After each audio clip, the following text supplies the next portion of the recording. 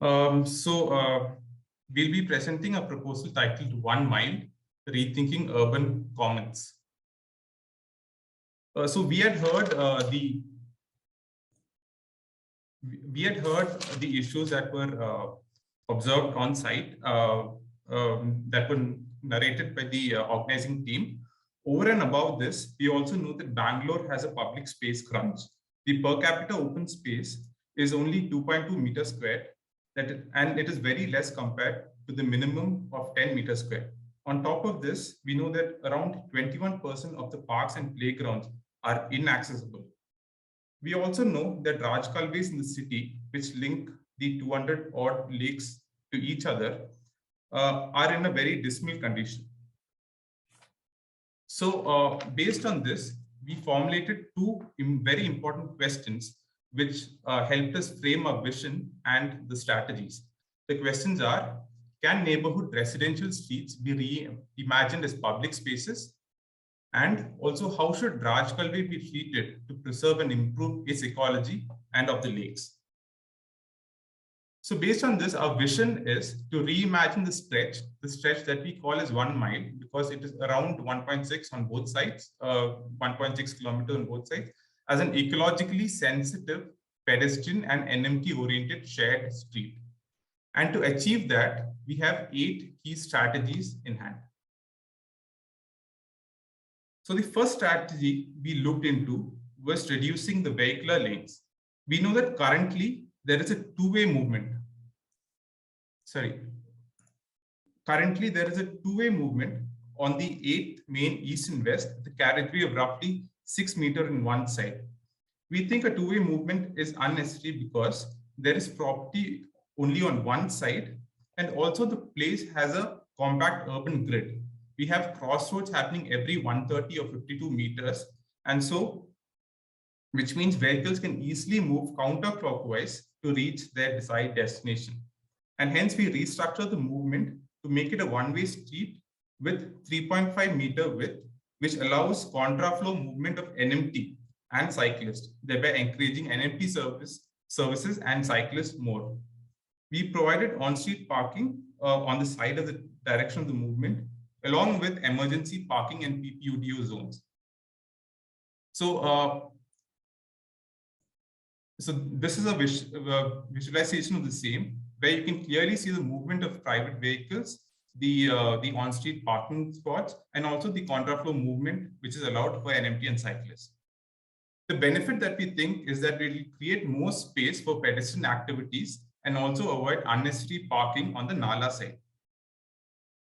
For the implementation, we think that this should be tested using tactical urbanism principles and then later be made into a permanent solution. The second strategy is an offshoot of the first strategy.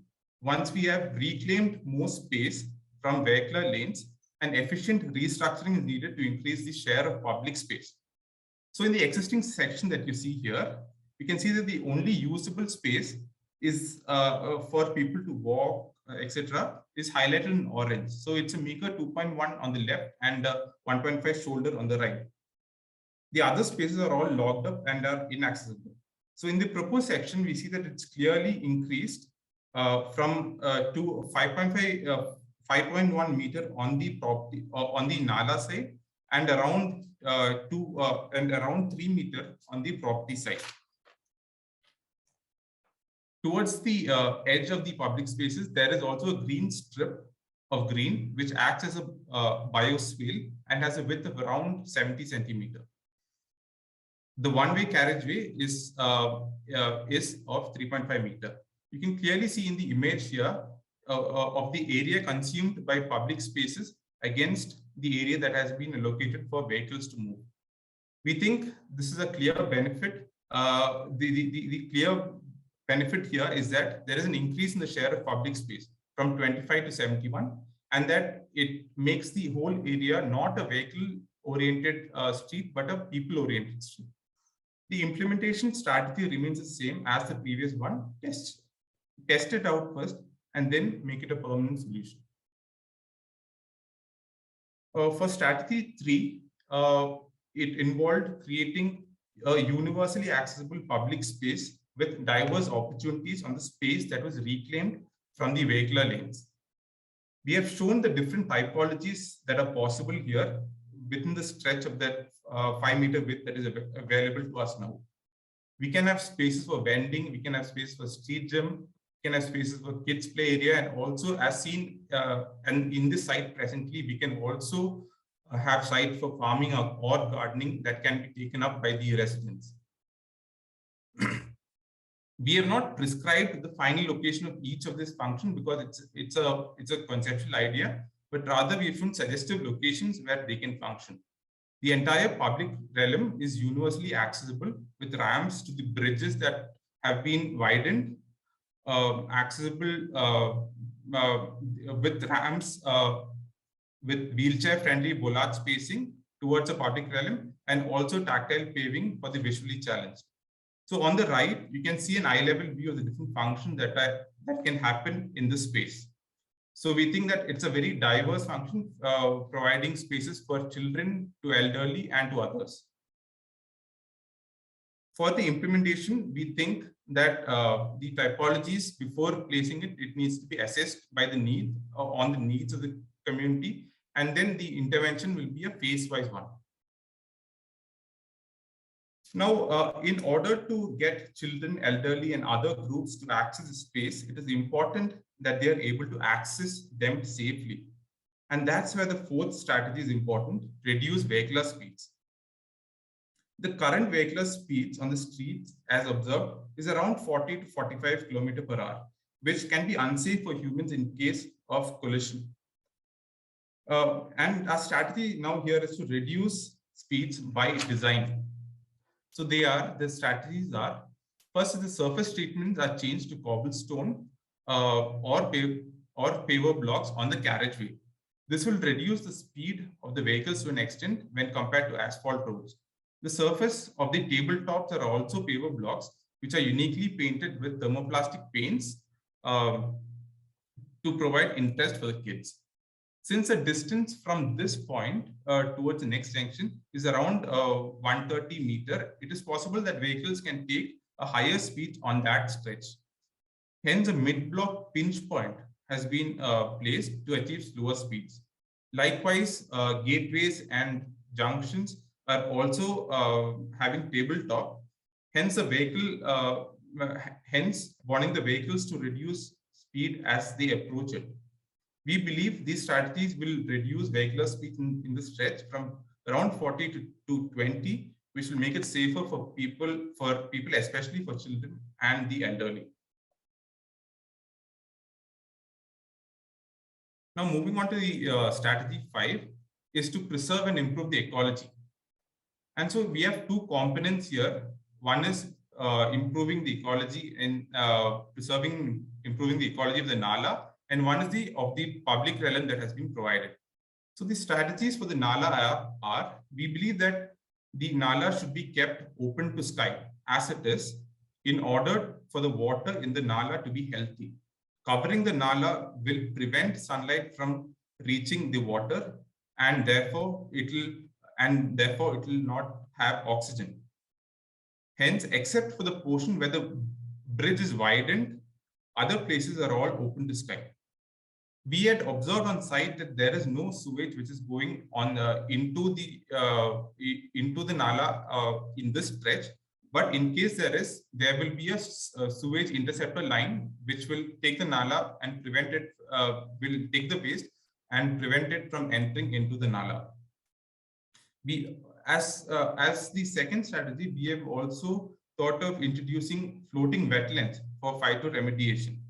This will be an in situ treatment for improving the water quality. It will also reduce the mosquitoes in the area. We have also mentioned some of the species that can be used for this. Team, I'm going to also request you to start wrapping up, please. Yeah, sure. The other strategies for public realm are that it should have pervious pavements. It should have bioswales, which will also increase the water recharge.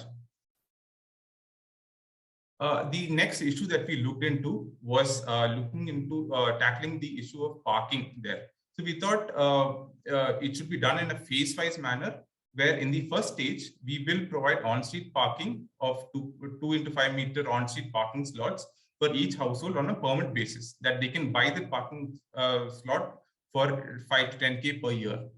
Once the NMT services and NMT pedestrian-oriented streets are developed for first and last mile connectivity towards bus stands and towards the metro services, we will then, if people give up their parking spot, it can be changed into parklets. And so this is the final stage where we envision a zero on-street parking except for emergency and PPUDO zones, and all the parking will happen off-street. This is again the final strategy of linking the major roads, which will be developed for NMT services and pedestrian services towards the the public transport services. And as a final strategy, we have the strategy of ward-wise waste management, where we think that it is necessary to contain the treatment of waste within that ward itself. So we know that there is door-to-door collection, and we think that it should be enforced and enhanced so that the door-to-door collection of non-degradable waste is happening, and it is processed at a ward-wide center. Houses should be provided with bins for in-house organic disposal and manure reuse. Leaf composting should be integrated with the street design, and surveillance through cameras integrated with street lights should be in place in case of any misuse. So this is the final image of what we've achieved in the slide, where you can clearly see that the share of public space that has been created against the vehicular, and also the kind of life that is happening within the street. Just a final slide on the sectional view on the UG services that have been provided. So all the important the data SECTIONAL will be on the property side, and there will be only electricity cables running underground on the Nala side. This is the view of the revamped bridge, which is universally accessible. And this is again a street level view.